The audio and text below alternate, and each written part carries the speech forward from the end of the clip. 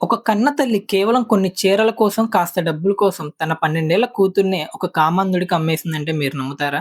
వినడానికి దారుణంగా ఉన్న ఈ ఘటన బీహార్‌లో అయితే జరిగింది. బీహార్‌లో కళ్యాణి అనే ఒక మహిళ ఉండేది. ఆమెకు భర్త చనిపోయారు. ఆమెకు 12 ఏళ్ల వయసున్న ఒక కూతురు గూడా ఉంది. కళ్యాణికి చీరలంటే చాలా పిచ్చి. ఈ విషయాన్ని పసిగట్టిన అదే వీధిలో ఉండే 40 ఏళ్ల వ్యక్తి రమేష్, ఆమె బలహీనతను ఆసరాగా చేసుకొని, అప్పుడప్పుడు ఆమెకు మంచి చీరలిస్తూ బుట్టలో అయితే వేసుకున్నాడు. ఫ్రీగా వస్తున్నాయి కదా అని ఆమె గూడా తీసుకునేది. ఇలా కొన్ని రోజులు గడిచాక, ఒకరోజు రమేష్ ఆమె దగ్గరకొచ్చి ఒక నీచమైన ఒప్పందం అయితే పెట్టాడు. "నీకింకా మంచి చీరలు, డబ్బులు ఇస్తాను. దానికి బదులుగా నీ 12 ఏళ్ల కూతురిని నాకిచ్చేయి" అనైతే అన్నాడు. ఆ తల్లి ఏమాత్రం ఆలోచించకుండా సరే అయితే అంది. మరుసటి రోజు రమేష్ 10 చీరలు, రూ. 20,000 తీసుకొనొచ్చాడు. అవి తీసుకున్న కళ్యాణి తన కూతురుతో, "ఈ అంకుల్‌తో వెళ్ళు. నీకు కావాల్సినవన్నీ కొనిస్తాడు. బాగా చూసుకుంటాడనైతే చెప్పింది. కానీ ఆ పాప, "నేను వెళ్ళనమ్మా, నేను నీతోనే ఉంటానని" ఎంత ఏడ్చినా వినకుండా బలవంతంగా రమేష్‌తో అయితే పంపించేసింది. రమేష్ ఆ చిన్నారిని తన ఇంటికి తీసుకెళ్లి 5 నెలల పాటు నరకం అయితే చూపించాడు. దారుణంగా అత్యాచారం చేశాడు. 5 నెలల తర్వాత ఆ పాప అతడి బారి నుండి ఎలాగోలా తప్పించుకొనైతే బయటపడింది. కన్నతల్లి అమ్మేసింది కాబట్టి ఇంటికి వెళ్ళలేక, ఎక్కడికి వెళ్ళాలో తెలియక రోడ్డు పైన నడుస్తూ వెళ్తుంది.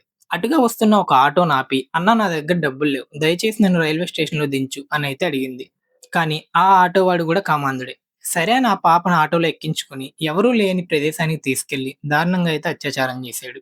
ఆ తర్వాత పాపను అక్కడే వదిలేసి పారిపోయాడు. అటువైపు వెళ్తున్న వాళ్ళు ఆ పాపను చూసి పోలీసులకైతే సమాచారం ఇచ్చారు. పోలీసులు ఆ చిన్నాన్ని హాస్పిటల్ తీసుకెళ్లి ట్రీట్మెంట్ ఇప్పించి తర్వాత వివరాలైతే అడిగారు. సో, దీంతో ఈ దారుణాలన్నీ అయితే బయటపడ్డాయి. బయట సమాజంలో ఆడపిల్లలకు భద్రత లేదు అనుకుంటాం. కానీ సొంత ఇంట్లోనే ఇలాంటి పరిస్థితి ఉంటే వాళ్ళు ఎవరిని నమ్మాలి? కేవలం చీరల కోసం, డబ్బు కోసం కన్న బిడ్డని బలి చేసిన ఇలాంటి తల్లినేమనాలి? ఈ ఘటనపై మీ అభిప్రాయం ఏంటో, ఆ తల్లికి ఎలాంటి శిక్ష పడాలో కింద కామెంట్‌లో అయితే చెప్పండి. ప్రాణాలు పోతున్న సమయంలో కాపాడాల్సిన పోలీసులే నువ్వు తప్పు చేశావని అరెస్ట్ చేస్తే ఎలా ఉంటుంది? సరిగ్గా ఇలాంటి దారుణమే బ్రిటన్‌లో జరిగింది. దక్షిణ ఇంగ్లాండ్‌కి చెందిన విక్రమ్ దిగ్జా అనే వ్యక్తి 18 ఏళ్ల హెన్రీ నోవాక్ అనే కుర్రాడిని కత్తితో దారుణంగా పొడిచాడు. ఆ తర్వాత వెంటనే పోలీసులు ఫోన్ చేసి నాపై ఎవరో జాతి వివక్షతో దాడి చేశారనైతే ఒక పెద్ద నాటకం ఆడాడు. ఘటనా స్థలానికి చేరుకున్న పోలీసులు విక్రమ్ చెప్పిన మాటలు ఏమాత్రం ఆలోచించకుండా గుడ్డిగా అయితే నమ్మేశారు. అప్పటికే హెన్రీ రక్తపు మడుగుల్లో ప్రాణాపాయ స్థితిలో ఉన్నాడు. "నన్ను కత్తితో పొడిచారు. నాకు ఊపిరి ఆడట్లేదు. దయచేసి కాపాడండి" అని హెన్రీ అయితే వేడుకున్నాడు. కానీ పోలీసులైతే అసలు పట్టించుకోలేదు. పైగా తప్పు చేసింది నువ్వే అని చెప్పి అతన్నైతే అరెస్ట్ చేశారు. సరైన సమయానికి వైద్యం అందక పాపం హెన్రీ అయితే అక్కడికక్కడే చనిపోయాడు. తర్వాత పోలీస్ ఇన్వెస్టిగేషన్‌లో నిజం తెలిసి విక్రమ్‌కి జీవితకాలం జైలు శిక్ష అయితే వేశారు. ఉత్తరప్రదేశ్‌లో ఒక కోతి ఏకంగా చెట్టు నుంచి రూ. 2,00,000 వర్షం కురిపించింది. ఒక లాయర్ రూ. 2,00,000 క్యాష్ బ్యాక్ పట్టుకొని వెళ్తుంటే, ఒక కోతి ఆ బ్యాగ్ లాక్కొని చెట్టెక్కిందనమాట. ఆ తర్వాత పైనుంచి నోట్స్ అన్నీ అయితే పడేయడం స్టార్ట్ చేసింది.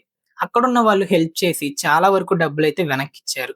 కానీ ఒక రూ. 8,000 మాత్రం జనాలు వాళ్ళ జేబుల్లో వేసుకున్నారు.